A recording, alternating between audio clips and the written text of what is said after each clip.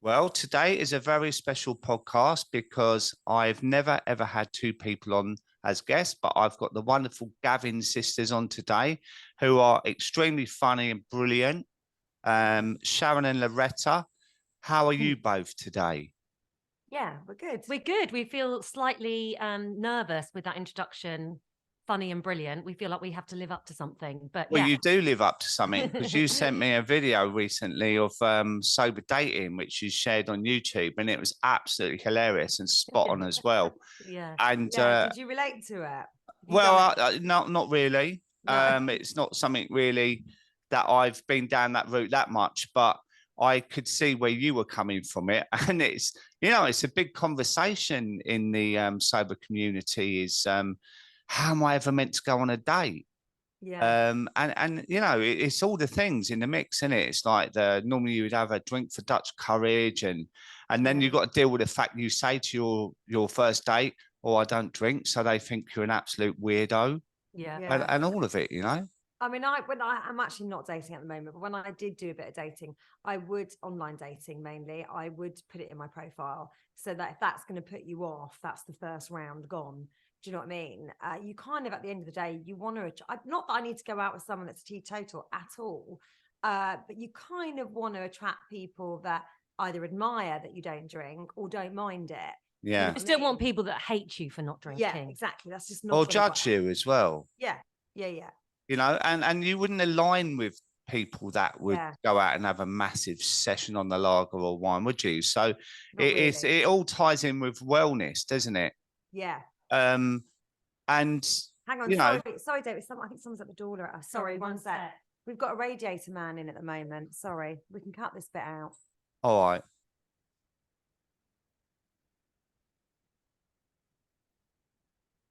We could start again.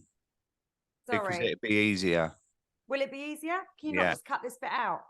I'll cut the whole lot out. It's easier. Okay. All right. Should we back in a sec? All right. What are we on now? How many minutes? 2, 3 minutes? Start again. I told you not to come in. Okay. Is it? Oh, sorry. It's easier. I mean, I've just put my dog in a dustbin bag so she doesn't bark. So no, let's start again because it's easier to cut out as long as I remember to tell my producer. All right. Today is a very special day for me today because I normally have one guest on my podcast, but today I've got two. And it's the wonderful Gavin sisters. I was introduced to them lately. That's fucked. Why have I said that? Let's start again. That's all right. All right. Today is a very special day for me because I haven't just got one guest on today. I've got two. And they're the fabulous Gavin sisters, Sharon and Lauretta. And they were introduced to me recently by someone that said, "You've got to check these girls out. They're hilarious."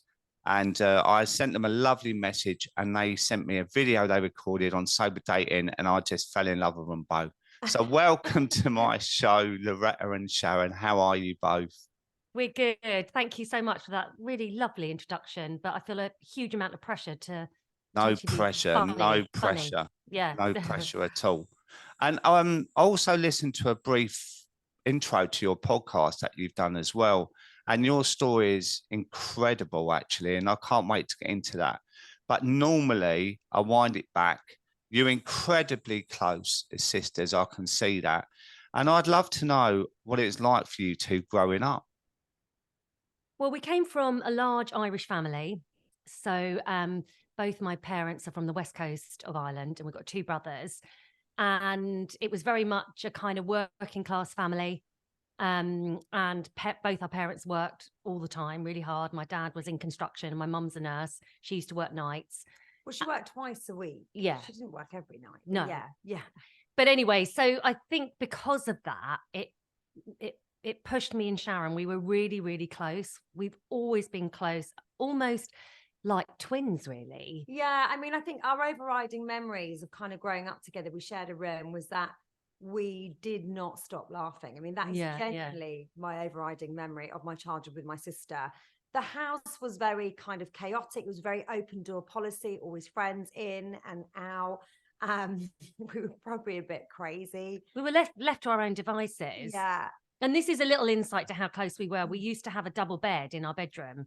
And I'm sure you want us to share this. It's actually a bit weird. no, it's not. I think it's quite sweet. And we got to like 8 or 9, and I said to my dad, you know, Dad, it's time we had single beds, you know, because we used to wake up every morning with a cup of tea and we'd be like cuddled up with each other. And so he said, okay, I'll get you a single bed each. So we got a single bed each. And every morning he would walk in and would be cuddled up in one bed together in the single bed. Oh, So we then went back. that is sweet. We went Yeah. back to the double bed. Yeah. But yeah, we had to, it was just lots of fun. I mean, Yeah. we've always really made each other laugh. So we've got a really similar sense of humor, and we love like observing people and analyzing people and people watching, and we've always been like that. And as growing up, obviously we first trained as actors, we were always putting on little shows, making up little sketches. You know, if my mum and dad, they'd have these big Irish parties where they'd play this game called 25, which was A card game. They'd all get drunk and everyone play cards, and we would make them all watch us perform. I mean, typical kind of bloody I suppose show offs, but you know, it was there innate within us, like comedy, laughing, creating content from a really, really early age. And yeah, we had a lot of fun. How old were you then when you started doing these little performances? Oh, really young, Really like young, from like- 4 onwards. Yeah. Oh, Yeah, like 10, 11, 12. We'd do little sketches where we would take off like our Irish, my mum and dad obviously all had lots of Irish friends, and we'd become these Irish kind of characters to really make them laugh, you know. And we do this thing where we had our own radio show. So we basically would get a book out, like a really boring book, like the encyclopedia, and you just open it on any page, and it would be like, I don't know, who invented the atomic bomb or something. or it'd be like pig farming. Yeah. And so then I would have to be the guest expert talking about pig farming, and she goes, so today on BBC Radio 4 we have, and then we just make ourselves laugh just trying to talk about pig farming as if we were experts. I mean, that's having no internet for you, isn't it? Yeah. But yeah, so we just had a really like good time. And we were a few years, Loretta's a few years older than me, and we obviously had separate groups of friendships from schools, but we always either combined friendships, didn't we? We kind of hung out a lot together. And then by the time we got to like, no, I always knew that I wanted to be an actor. Loretta was like predominantly more of a dancer. But by the time I got to sort of 18 and Loretta was like 21, she shared with me that I want to be an actor too. And I was like, okay, great. Well, let's both try to get into drama school.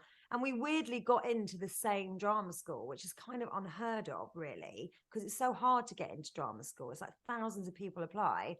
And we got into the same drama school, and we went to the same drama school. So we trained together in college, and we were kind of known as the twins, really, in college. I mean, we didn't plan, just so your viewers know, it probably just sounds really weird. We didn't plan to combine our families and live together with our children, which we do. I've got a son and Loretta's got a daughter, but we both got divorced. And then it was just the natural thing to combine our families, and we've never looked back since, really. yeah. I mean, already I would swear that you were just twins. Like that, I can't remember. There was a program, I think it was Bad Girls, with the 2 Sharons or something. There were two. Oh, I can't remember them now. But you're like them. Like literally, you almost say the same thing. Yeah. And I will stand up for Loretta as well. That you said she's quite a few years older than me, and then I worked out actually there's 3 years, which it's 3. Yeah. It's 3.5. But yeah, 3.5. How would that feel the other way around, eh? I'm not ageist. It's fine. It's fine. I'm trying to be age positive now that I'm nearly 50. Yeah. So you were so close together, right? And what happened in the early days when the boyfriend might appear? Was there a bit of rivalry, or was you okay with that?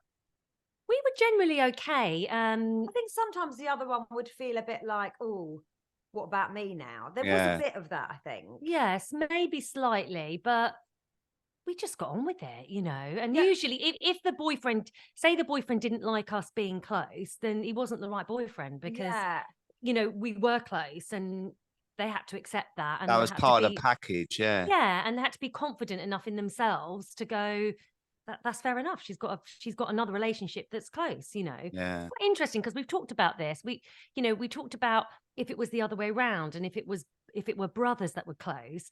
females, I think, would be much more accepting and go, like, they wouldn't be threatened by it. they'd be go, great, isn't he able? He's able to have really good, close relationships. That's a really good attribute. Whereas blokes go, well, I hope she's going to come to me first. You know what I mean? Yeah. You belong to me, love. Yeah, there is a bit of that. And my ex-husband, I mean, it was a big mistake, to say the least, getting married to him. But he was threatened, wasn't he? Yeah. Like if my sister, I obviously I lived with my husband at the time, and she was going through a really difficult phase because her husband actually left her when she was pregnant.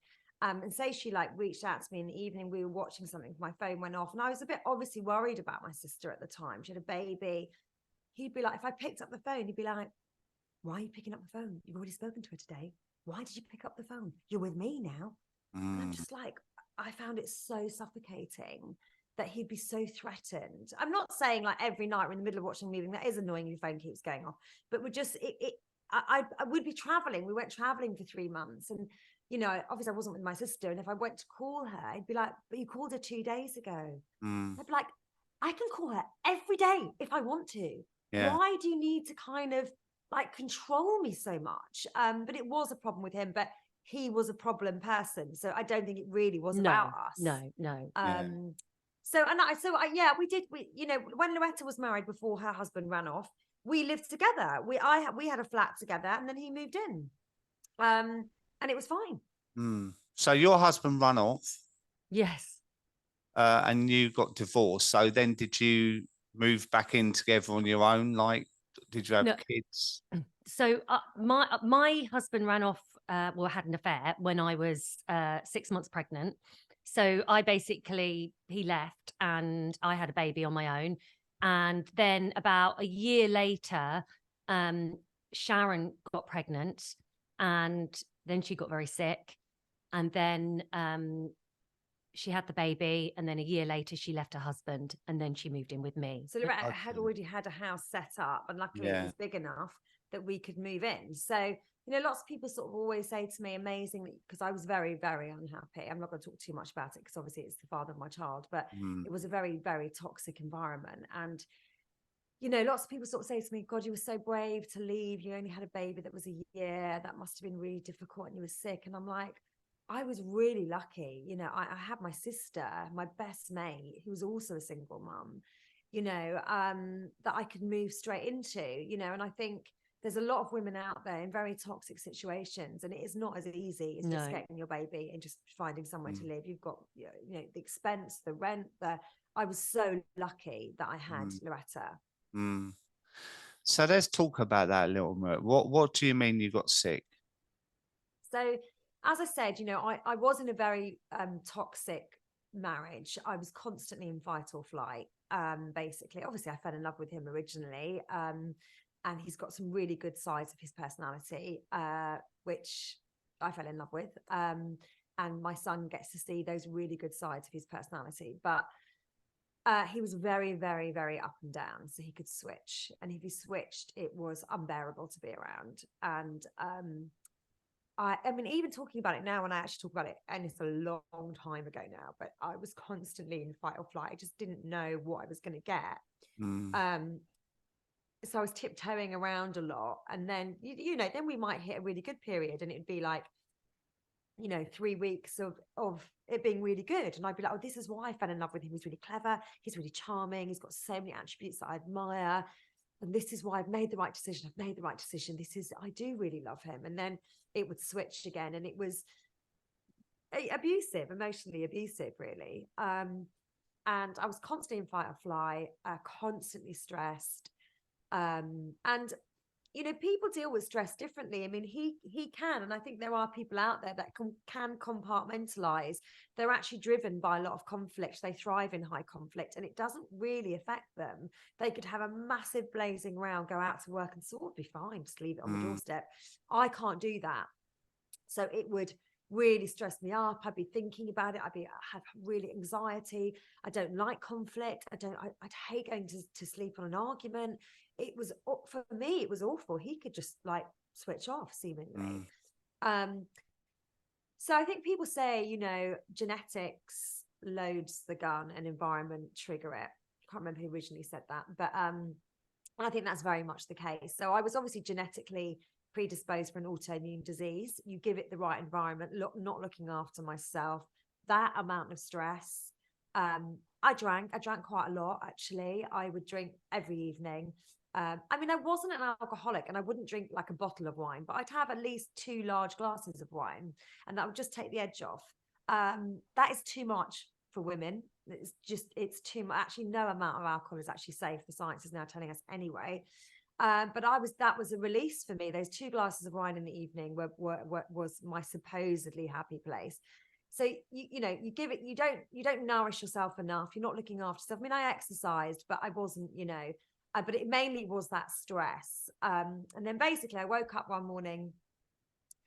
I was 6 weeks pregnant, which I was absolutely thrilled to be pregnant. I really wanted a child. Even in that marriage, I was really driven by having a child, and I did still love him. It's very confusing when you love someone that's not good to you as well. But anyway, I was 6 weeks pregnant, absolutely over the moon to be pregnant, and then I woke up with this horrific rash, and it seems to got worse in the light. I thought it was like prickly heat. I was like, something's really not right. I thought it was a pregnancy thing. Then I went to the doctors. I went to a dermatologist. They said it's acute eczema, like maybe this has been set off by the pregnancy. And then a few weeks later, I noticed that my arms just didn't feel right. So I'd be eating, like just even eating, I'd be like, my wrist is sore, you know, or I'd like put my arms up to get dressed and my arms would ache, just like holding them over my head. And I was like, this is really weird. And so I went back to the GPs and they quite quickly diagnosed me and got a rheumatologist involved really, really quickly with dermatomyositis, which is sort of similar to lupus. But it basically attacks the muscles. So your muscles stop working. And it wasn't degenerative, but it was, until the drugs kicked in, it was really bad. It got worse quite quickly, and I was pregnant, and I got to a point where I couldn't really dress myself. I couldn't get up out of a sofa. I could barely walk. I just lost the ability to move, really. And I'd fall a lot, and muscle weakness, extreme muscle weakness. So I went to the doctors, and as I said, they said, look, we can put you on some medications. This isn't curable, but it is treatable. So like any autoimmune disease, I was put on immune suppression drugs where they sort of suppress the immune system within an inch of its life. So it's just about functioning. So you know, you don't get cancers, but it stops the body attacking itself. And it worked a bit. It took about 4 months to kick in, and it worked a bit.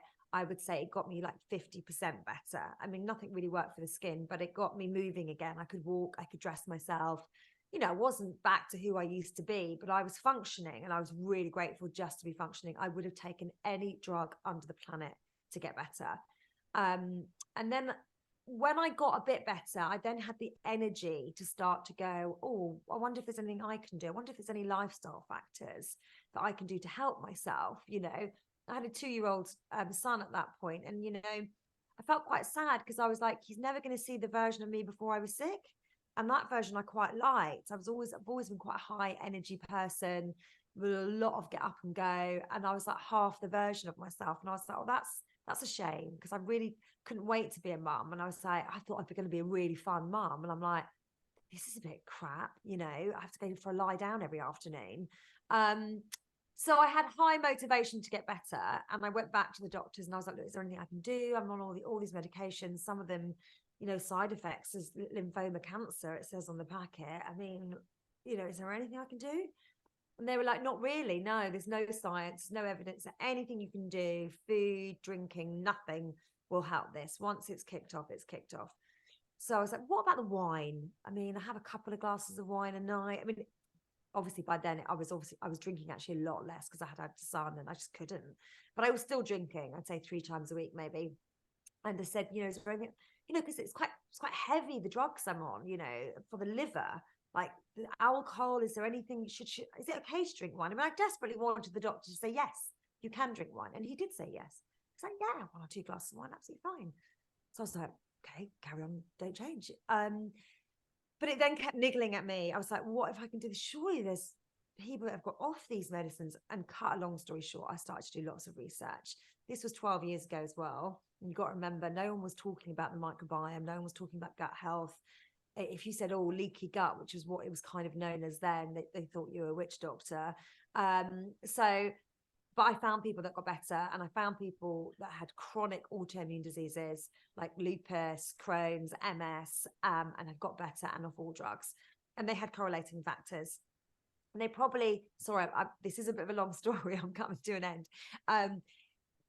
But if you've seen the Blue Zones on Netflix, which I do recommend, there are some really core factors here that got people better. Number one, especially for me, was environment, getting myself out of that toxic situation. So I left my husband when my son was a year. I also thought, I will not bring my son up in this environment. So I left him. The people that got better, so they eradicated, toxic stress. We all have stress, but I'm talking toxic stress, like a boss that bullies you, or a husband, or just something that's so toxic to your system that every day you feel like extreme anxiety. So they got themselves out of that situation. The ones that I looked at became plant-based, but not like, chips are plant-based. We're talking nutritionally dense, whole food, plant-based diet, lots of high raw foods, lots of juicing. They cut processed foods, they cut processed sugars, they cut alcohol. So, I've got to be honest, when I looked at what I had to do, I was a bit like, oh shit, maybe I'll just take the drugs. I don't know if I want to do all this, I might change my life, but I'm going to be miserable eating lettuce and drinking water. I so thought that my joy was wrapped up in that glass of wine, or, so, but I turned to Loretta and I was like, what if this worked? I mean, these people have got better. They were really sick. What if this worked? And I kind of said, look, can you help me? I can't do this on my own. Yeah, she said, if I'm going to do this, you're going to do it with me. So she moved in with me, and it's quite interesting because I wasn't sick, obviously. I was well, but I'm quite cynical in the fact that I'm, all these sort of, you must see this on Instagram, all these wellness people going, oh, I ate blueberries every day and now I look 20, and it's not the Botox, it's not the filters, it's my blueberries. And I used to hate that bullshit for everyday people, looking at Instagram and, watching people and thinking, oh, if I do that, I'm going to be that. So I've got quite a lot of cynicism. But what I found was, I started doing it with Sharon, and I don't want to oversimplify this. It wasn't like she did everything all at once. We did it slowly, and we did it bit by bit. And then slowly but surely, small little changes happened. I mean, alcohol was first, wasn't it? Alcohol was the big one. And I would call it, I think you call it a gray area drinking, where you're not an alcoholic and you're not, you're just take or leave it. I was compelled to drink every week, and I couldn't wait to drink. I couldn't wait to open that glass of wine. And I remember thinking, I can't wait till I'm pregnant, because I'm sure that will stop me. I mean, that's not right, is it? But I wasn't an alcoholic, It wasn't a bottle of wine a night, but it was we'd share a bottle of wine every night. Yeah. Or I'd share it with my husband. Yeah. So I always say, when people ask us, and I know this is geared at kind of the sober community, I always think it was the giving up drink that was the catalyst for everything. So Sharon moved in with me, and I remember I was looking after Sharon. I had a 2-year-old, because obviously my husband left when I was pregnant. I had Sharon's baby, and I wanted Sharon to get better, so I had high motivation.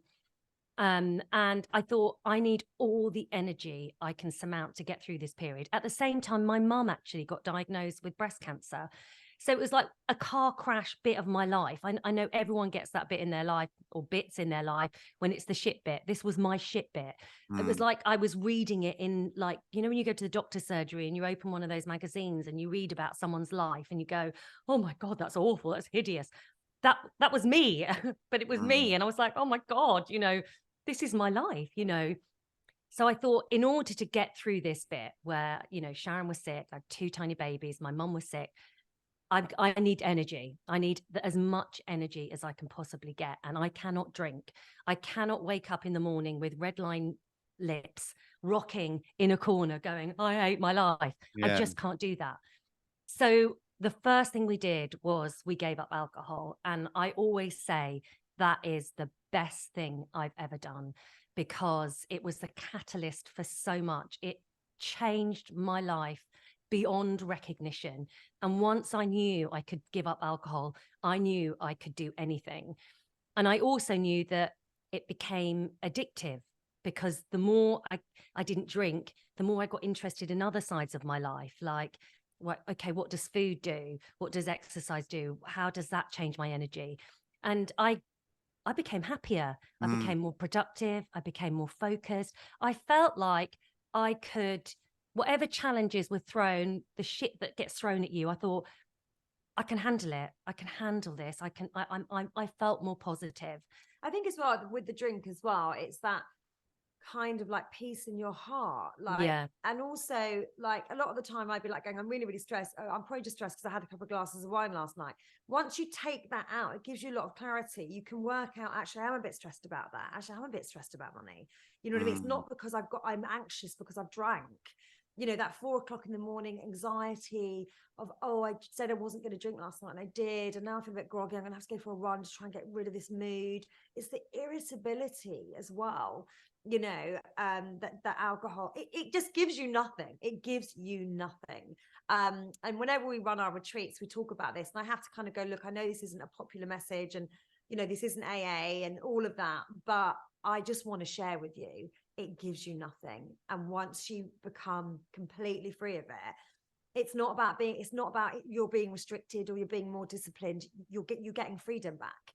And we always say, you know, at the beginning of this podcast, you asked about our childhood, and that kind of funny, raw banter, having a laugh type energy you have as kids, you have that in you. Yeah. Okay. And as you get to an adult, you start drinking because you think that's what's fun. And it's not fun. You are that same kid, but you're just a bit more grown up, and you can tap into that fun, high energy thing as an adult without alcohol, you know.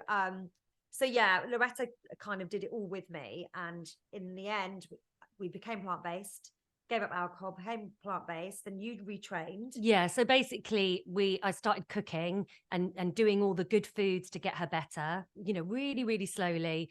I said at the beginning, we come from a large Irish family.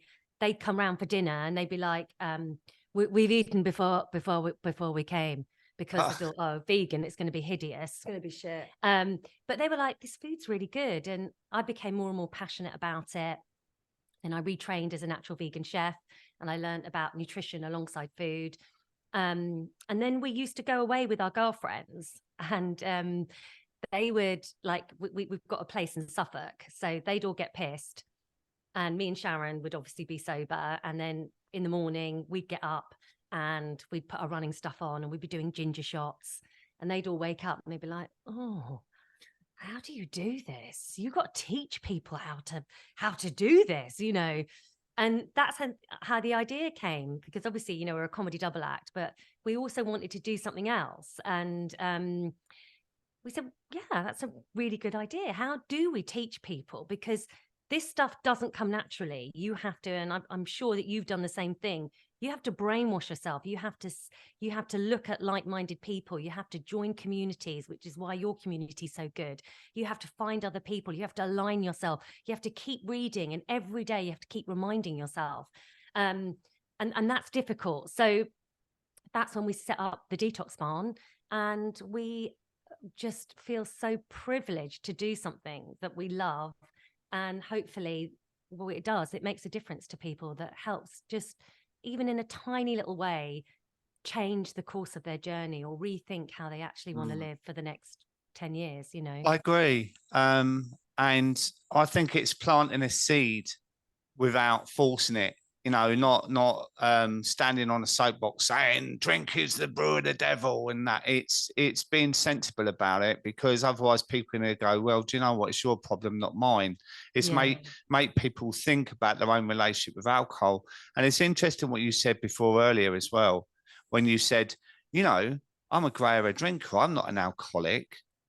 And it's the way we talk to ourselves, right? It's the language we use to ourselves is, I'm not an alcoholic, so I can't be that bad, right? And as you said earlier, no alcohol is good for you. Like literally zero alcohol is the way to go in my eyes. What I've read, how I've educated myself, there's nothing good in alcohol. So when the doctor said to you, yeah, a couple of glasses, all right. You know, I've heard doctors say, well, you drink less than I do. I have. And I think that, I mean, I don't want to be sued here, but I think that there's a lack of education with doctors as well, because there's no referrals apart from AA or like reduce. Why don't you just reduce? That kind of language, because there's a certain amount of time you've got as well. So if you're going, I mean, I'll give you an example for me. I lived quite a similar life to you, Sharon, and as in stressful environment, and my fight or flight was roaring, and and I went to the doctors and said, look, I feel really low, depressed. Like it wasn't just down, I felt depressed. And there were some days I didn't want to get out of bed. Some days didn't want to answer the phone. Other days didn't want to go to work and face anyone. And he just put me straight onto antidepressants, didn't ask me anything about drinking. And I took those for about 3 months. And I think in the beginning they helped a little bit, but that could have been psychological that was on him. And then I went back and I was in there 2 minutes. He just literally, it was a different doctor, because now you can't even see a doctor, but then you just saw anyone. Yeah. And they read your notes and said, oh, well, we're put you on 100 milligrams of sertraline, which was double. And because I was drinking the way I was drinking, I literally went psychotic. I went mad. And for anyone who's read my book, there was a bit in Eastbourne where I just vanished down to Eastbourne. My phone went flat, and I had 4 days of sleeping on the beach, and I went mad, basically. And when I went back to the doctors, I was in there for 55 minutes because I think they realised they had messed up and it could have killed me, with a mixture of the alcohol and the prescribed antidepressants and whatever. And I think it's something that needs to be addressed, to be honest, because more and more people are going and being prescribed all this crap. It's just almost palming us off. I think it is changing, but changing really slowly. I mean, we've had doctors on our podcast. We've had Dr. Bajakal, she's actually a top gynecologist, but she's now a sort of plant-based medicine doctor as well. And she's doing some really, really great work. But obviously it's kind of functional medicine because she's very much, the science, very much the science, but she knows what nutrition can do. And she is basically telling her patients and, and anyone that will listen, that zero alcohol, it's zero alcohol. In Canada now, the government, who are not listening to like basically being sponsored by giving donations from food companies, they're listening to the science. They are saying zero alcohol. It is a #1 carcinogenic, and it should be seen as the same as smoking. So it is changing. We have found doctors, but in the mainstream doctors, I don't know, it's slow. I think I always feel like it's this kind of dirty little secret. I feel like I've got this secret that I'm not allowed to share because as you said, we're not allowed to share it because people hate you. It's not popular. It's not popularly despise you. So I have to do it in a way.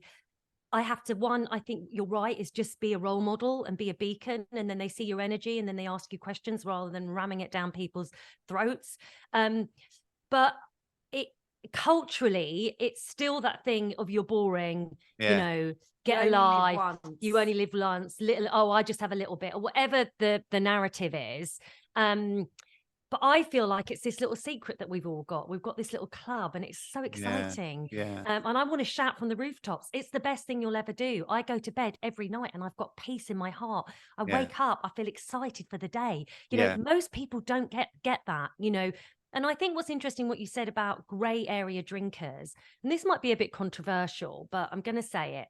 In some ways, I think it's harder for them than it is for people with chronic problems, because when your problem is so chronic, you've got no choice. You've got to bloody change, because it's either life or death. Whereas grey area drinkers, it's like, it's sort of acceptable and it's not life and death. So the motivation for change is not there. They're high functioning. They're high functioning. Nothing in their life is really being affected. Obviously it is inwardly, but nothing like they keep their jobs, they've got good relationships, share a bottle of wine every night with their partner. So it's not really affecting them. It is affecting them, you know, it will be affecting their mood, their irritability, the food choices they make. But on the grand scheme, it's not big enough to make them change. And that's the problem. Yeah, I'm just trying to think about how I was, because I was the other end of the scale. You know, I Yeah. was a litre of vodka a night at one stage. And, you know, when you say, look, I had no choice, I did have a choice, because my I didn't mean choice. to I didn't mean to No, belittle you know what I mean? no, and you didn't. I'm just trying to see it from both angles. I think for me, I did have a choice, but I wanted to change. Yeah. And there was a point I didn't care, because I've gone so far down the line that at one point I was going through the drawers to find enough tablets to take to end it, because I couldn't stand where I was in my life and who I'd become. But it got to a point that I had to want to change. And I think for grey area drinkers, there were millions and millions around the world that I think if you know you've got a problem, if you know, I always say it's not about the amount you drink, it's how it makes you feel. And that could be 1 or 2 glasses of wine a night. And it affects how you parent your kids, how it affects your relationship, how it makes you sleep, how it increases your anxiety, if it makes you feel low. You know, and plenty of people rock up. I've said this before, the functioning women who rock up in the playground with little Johnny or whatever, and hi, morning, all the makeup ready for work, but inside they might be dying. Where men I like get in the van and they go, "God, I got absolutely bollocks last night. Oh, hey, I'll be on it again tonight." You know, for men and women, it can be quite different. You know, Well, I actually think there's a correlation there. I think women can be a bit like that as well. A bit like, oh, gin o'clock, you know, school mums. Are we going to get the bottle of wine in at the book club? It's like that's if you before, though, isn't it? That's always oh, that's before. It's before. not the Yeah, after. You know, and yeah, I yeah. find, you know, like I was when I was in the carpet trade, quite often at 4 o'clock, 3:45. The mummies would come back and you hear the pop of the Prosecco and whatever. And I quite often wondered, actually, after that little stint, how many of the mums went home and opened another bottle and never said about it in the playground in the morning, right? Because no one wants to share that, do we? Do you know what? I went home and done another bottle of Prosecco on my own. And I forgot to put my kid to bed. Do you know what I mean? So that there's an incredible stigma behind it. But I think it's within yourself. If you think to yourself, do you know what? If you start asking yourself the question, I think I could do with cutting down. And the other question is, well, can I have a glass of wine and then stop at one and have a cup of tea? That kind of question is really important. And this is why these conversations are so useful, because they can make people actually think about where they are with it. I also think, and this is my personal opinion, I believe that it is far harder to cut down than it is to give up. I've been trying to cut down for 30 years. I've been trying to cut down, and I did, but it was never easy. It was never easy because I'm always thinking, okay, Thursday, I can drink on Thursday, and then something happens, and then that's my catalyst, and then I'm like, oh, I'm going to drink on Thursday anyway, so I might as well start on Wednesday, and it's been an awful day, and you know, I'll drink Wednesday. And I spent my whole time doing that, and the mental energy it takes trying to drink less, it was huge. Whereas when I finally gave up, it was easy. Because I'd made that decision, and I wasn't going, will I, won't I? Oh, I'd love to. Oh, I can't. Oh, that is horrendous, I think. And I think as well that, I mean, we talk a little bit about this when we're hosting retreats as well, but yeah, that everything in moderation, that works for a very small percentage of people. You know, I have one friend that can have 2 Maltesers, do you know what I mean? And then put the packet away. Most people, you know, it'll be a sliding scale. you know, where you sort of go, I'm not going to drink, and then it's really hard, and then someone says, oh, let's have a drink, I've had a shit day, come and help me drink, you know. And as you know, drink is for like when you're down. Culturally, it's for when you're down, it's to celebrate, it's to commiserate, it's to boredom as well. I mean, it's every which way a drink is celebrated. So trying to cut down, I think for a lot of people, is much, much harder than just giving up. I did a post actually, and it really hit. And it was moderation is like dumping your toxic ex and sleeping with them at the weekend. Yeah. Yeah, it's so true. Yeah. Oh, I'm going to share that on my Instagram. I like I that. love that. Yeah. As long as We also read a book. So this show must have been on our radar in our early 30s, because again, I was, drinking probably a bottle of wine, sharing a bottle of wine most evenings. And then maybe opening another one and having one more glass, and then waking up the next day and going, right, I'm going to get on my bike, and then getting on my bike and then going, I'm not drinking tonight. I'm definitely not drinking tonight. And then getting to 6, 7 o'clock and then going, oh, shall we? And then doing the same thing over and over and over again. And we read a book, and I mean, fundamentally, even when I look back now, I think we've said this to each other, like, because I think it's drinking like that, although it is just addictive as well, it's got lots of sugar in the alcohol and it is actually quite addictive, but it's also, there's a low self-esteem, I think, that drives it. There is an unhappiness, I think, that does drive it. And at the time, we were doing lots of comedy, we were getting really quite far, but not quite, tipping over to where we wanted to be. And there was a slight unhappiness. And I think that's kind of bullshit anyway, because, thinking that your happiness is in achieving some sort of milestone is bullshit anyway. Happiness isn't everything you do every day. That's what makes you happy. But I didn't know that then. So I thought the drink was kind of like, just a way of releasing frustration, maybe, of where I was in my life. But I also think there's a low self-esteem thing there as well. I mean, the fact that I married someone that wasn't a good person, that's a low self-esteem. There's definitely areas there that were perhaps I needed to look at. But we bought a book, and it was How to Cut Back on Drinking.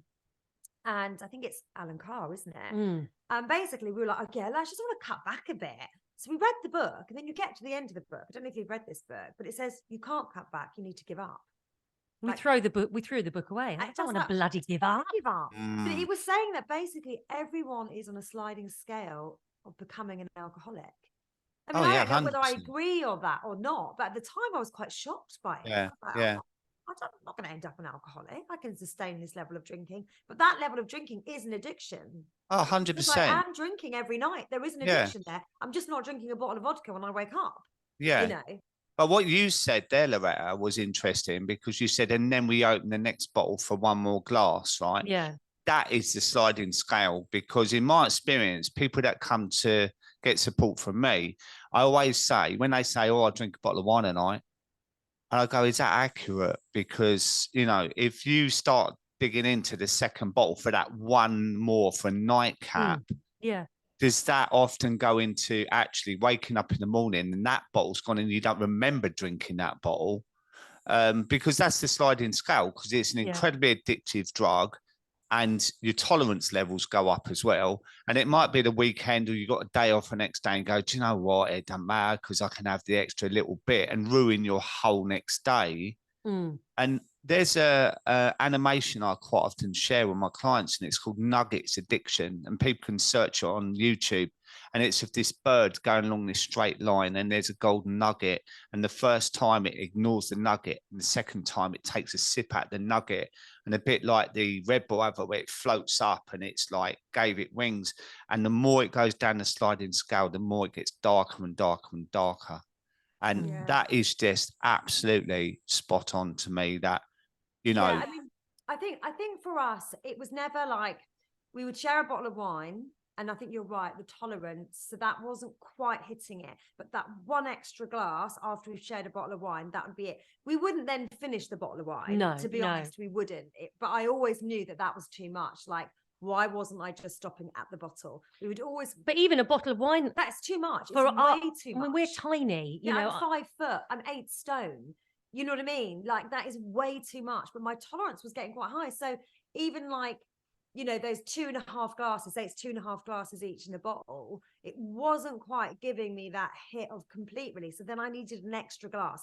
as I said, we wouldn't then drink more, but it was still I still had a problem with alcohol because I was doing it every night. And I also, wonder, sorry, I wonder no. as well whether you both reined each other in a little bit as well. That if you were actually on your own, whether that might have been a little bit different. Because I know for me, I lived on my own for donkey's years, and that's how it happened for me because I had no accountability, and maybe there was something there that kept you reined I don't in. know. I think probably it was the other way round. I think we spurred each other on. Yeah. Because I think maybe we both went, well, tonight we're not going to drink. And then just one of us would go, oh, should we just have one? And I go, okay.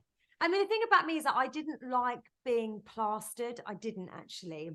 I like just the feeling of feeling fuzzy. So I never was a kind of binge drinker, more. I would just hit that spot and then I'm happy. So I didn't crave that all blackout type thing. And I didn't really like being really, really drunk and really, really hungover. But I just like the release it was giving me, but as I said, it was too much, and that no amount of alcohol is safe. I mean, who do you know that actually drinks within the guidelines? I would say a very, very small percentage. If they're being honest, if they're actually being honest. Yeah, because what is it, 14 now, which isn't very much to go over that, is it really? No. 5 pints a week, I think, or something like that. Those And guidelines need to change as well. well, it's don't get me on the soapbox about their driving limit as well. I think it should be 0 as well. Yeah, 0 as well. Yeah, absolutely. But it is weird when you said about the chocolate. Like, I've always thought I'm really greedy, right? Because if I have one Malteser, I want the box. Yeah. If I have one bit of cake, I want the whole cake. And that's what I was like with my drinking. I was greedy.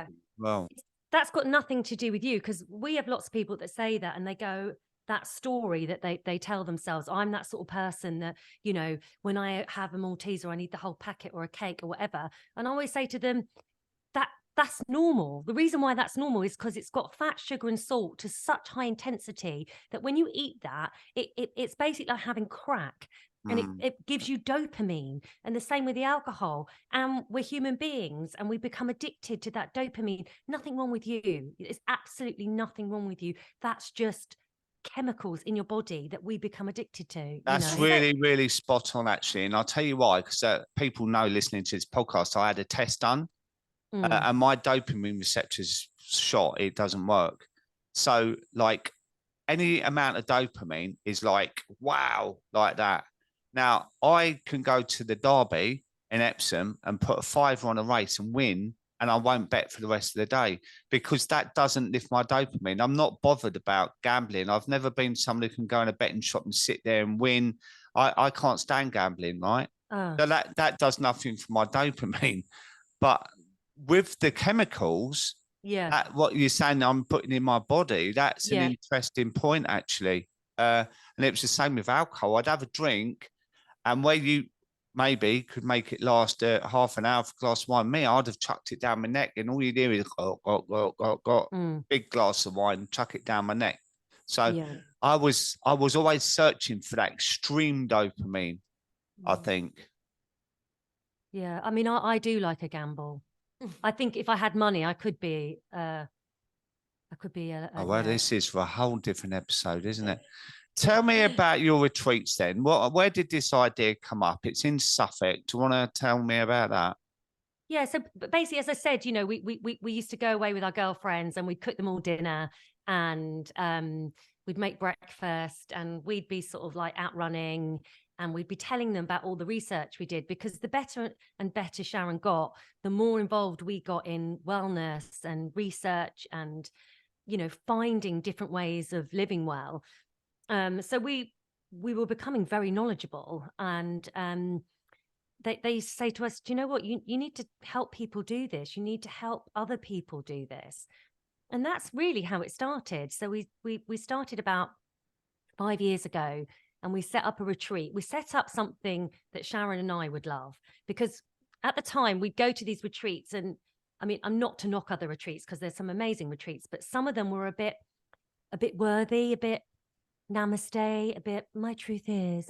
Everything. Yeah, I went on one particular retreat, and every time I'd go, so like, why don't you eat like avocado? What's wrong with avocado? Just like, they'd be like, well, my truth is, and every answer would be my truth is. So there's no judgment. And I was just a bit like, can you just not speak properly? Well, why don't you fucking eat avocados? Just tell us.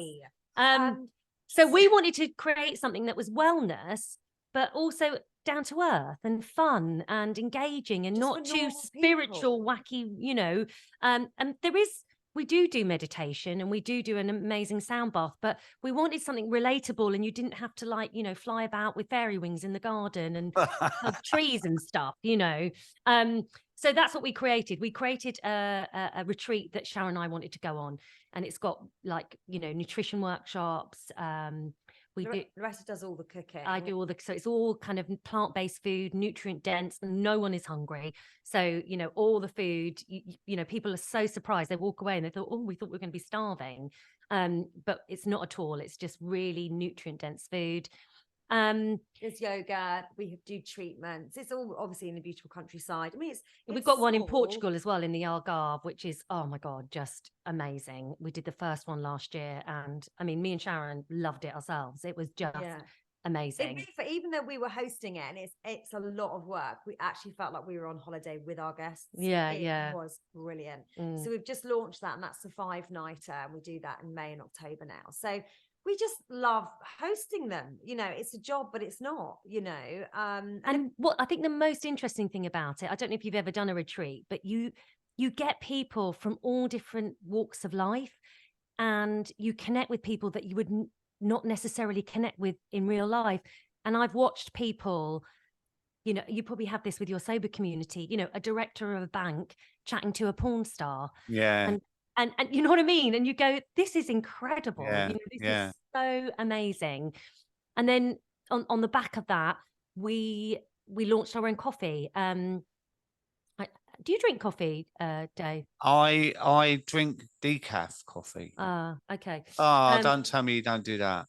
No, well, we do. No, we only do. It's triple certified organic coffee boosted with adaptogens. Okay. So I'm not sure if you're off the coffee. I mean, people that don't drink coffee drink it and say they're fine with it because of the adaptogens. But just to explain, so that basically the story was when I was trying to get better, I had to give up a lot of stuff. And at the time, the science was saying, coffee as well, it's too toxic on the system, blah, blah, blah. So I was like, out of everything that I gave up, that was the one thing that I felt miserable about. And I didn't get over it. Like, even I'd see Lauretta drinking coffee and I'd be like, I still really want a coffee. This would be like 6 months later, And I felt a bit miserable not drinking it because I just felt like it was my one buzz, basically. So then after about a year and a half, I'd given up. And then I was like, oh, I wonder if I can just research like really healthy coffees. Science was starting to change. Like Tim Spector's a massive advocate now of coffee, good organic coffee with polyphenols in it and blah, blah, blah. So I did a lot of research. And then I discovered mushroom coffee, and Rich Roll was talking about it. Everybody was talking about it. And basically, the mushrooms obviously super kick, give the coffee a boost of health. But also it has an adaptogenic effect on the coffee. So it gives you the buzz without the crash. So it levels it out. I don't know how, don't ask me how, but the mushrooms have a leveling effect on the coffee. So the people that are very sensitive to coffee can actually drink our coffee without kind of getting the jitters and getting, the highs and the lows. So it was kind of a no-brainer. We worked with someone who's kind of a silent partner of our company, and he was like, you should really launch products. What are you really passionate about? And I was like, mushroom coffee. So then we spent a year researching, like testing and trying. We are a bit coffee snobs, like trying coffee and, just getting the one that was the healthiest and tasted the best. And then we found a company that would supply the mushrooms and blend it. So we now have a mushroom coffee, which I drink every day. We sell it at our retreats. We sell it online. And yeah, it's just a really lovely product. Yeah. Sounds amazing. I mean, the reason I gave up caffeine was because of my energy dips. And also part of this test, which was like a genetic test I did, worked out that actually I crash a lot more than the average person on caffeine. So I'd have a coffee and then half an hour later, I literally want to crawl under the duvet and have a sleep. Yeah. So I cut it out. and I have the odd decaf now, and I don't drink any caffeine in anything else. And it can be quite tricky if you're out and about trying to find a drink without caffeine. Do you know what I mean? Yeah, yeah. I mean, they do say that it is genetic, your ability to handle caffeine. Yeah. So, and some people can, some people can have like 8 coffees a day and they're absolutely fine. And like you, there's others that really get affected by it. I mean, it's interesting, the dopamine thing, because my son is actually ADHD, and he's got dopamine, as in the research that I've done about like dopamine, that with ADHD they kind of really crave it, and that's why a lot of ADHD people can become quite addictive. So there is a correlating factor. So I have to really kind of support and help him, and make sure that he's got really good like exercise regimes, really good wellness habits, so that as he grows, that he's not kind of chasing that high. And I think and obviously ADHD has got to be in my family. My son has it. I probably have it to a certain extent. I haven't been tested, but I think there is a dopamine link there as well. What is the test that you had done? I'm interested. It was by Life Code GX, and they gave me this genetic test, and they worked out I'm really low on vitamin D, B12, and we did a further test, and they found out I had a faulty dopamine receptor as well, which linked to me and why I drink really quickly. And then the second one did find out about my almost allergic reaction to caffeine, because I was having these energy dips, and I thought it's a mind-altering drug as well, caffeine. I got stuck into those bloody energy drinks at some point. And I was like, I remember thinking, God, this is getting a bit out of hand now. And I remember walking up the supermarket aisle where they were and having the same feeling as when I gave up drinking, of like really tempted to buy the 4-pack of bloody Monster Ultra, or the white one. No, they're really addictive. I know. Like I remember thinking, God, I've got to do something about this. And I was having, say, 3 or 4 coffees in the morning in between clients and that, and then by lunchtime I was so shattered. And it wasn't just the work, it was the caffeine thing. So that was the test I did, and it made me look at other areas in my life. So I don't eat bread now, because I realized, it's interesting when they say don't feed the ducks bread. Why is that then? Like, and I'm just looking at other ways to support my nervous system, because I know that, like you, Sharon, when I was drinking, I was constantly in fight or flight in the situation I was in, and my nervous system was all over the place, like hyper alert. I'm a really sensitive person as well, so that tapped into it, and I was literally like a bag of nerves. And now, what you say about waking up in the morning and feeling quite calm and peaceful, I don't fly around the garden with angel wings on. I just get in a nice spa. No, I don't even do that. I know it has health benefits, but fuck that. I will get in a hot shower. Believe me. Yeah. No, but I haven't quite bought into the ice bath either. That's not my style at all. Yeah. I went in the sea in Northern Ireland a few months ago, and that nearly killed me. I remember saying, I ain't doing it, but I stayed with it, and it was all right. It does give you a buzz. It does. Oh, it's really good for you. Yeah. But I'm trying other ways than doing that, to be honest. But no, it's brilliant. So just before we leave, tell us about your comedy, because you sent me that reel on this sober dating, and you are a brilliant double act. So where are you with your comedy now? Well, we still do it, less so than we used to. But yeah, we we've done it for years. We did loads of Edinburghs. We've had sitcoms in development. We wrote a play called Darts Wives, which was based on darts players' wives.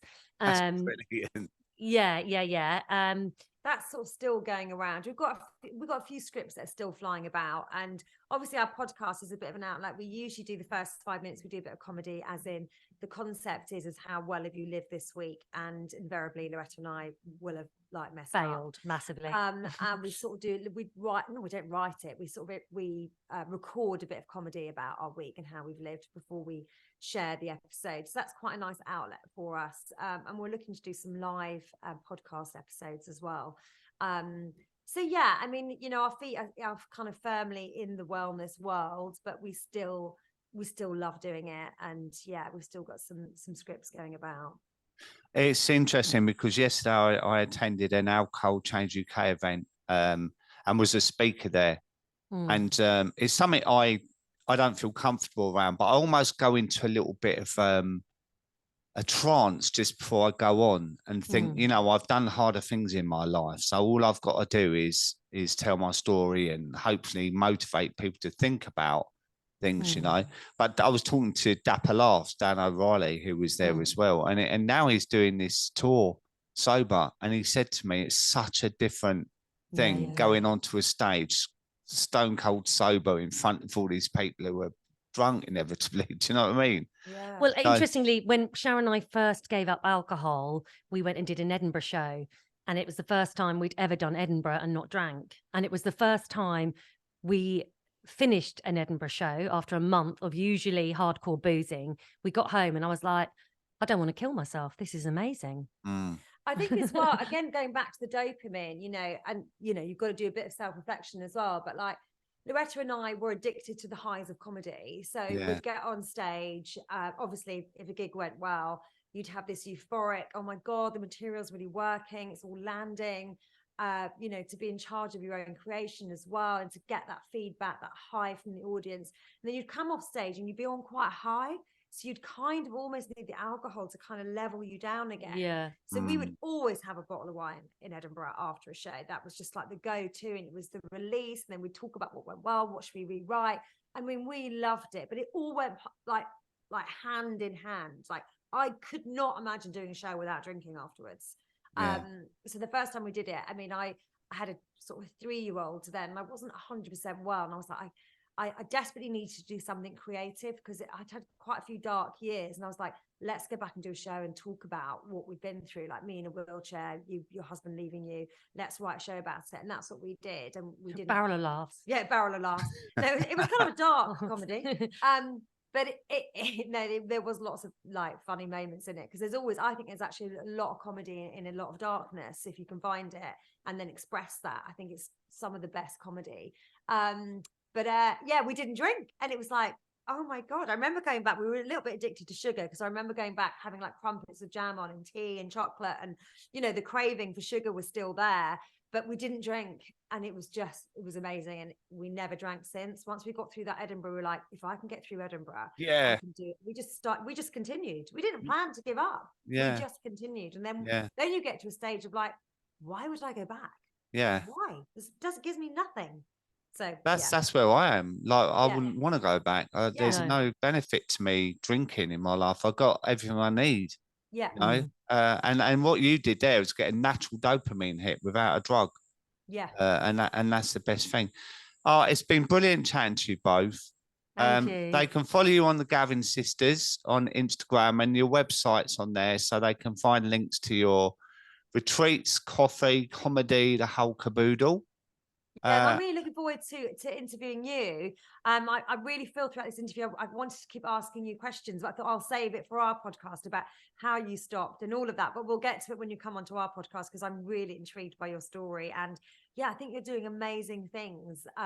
So yeah, keep doing all your great work. Thank you so much. And I can't wait either. So thanks ever so much both for joining me. And I'll see you then. See you soon. Bye.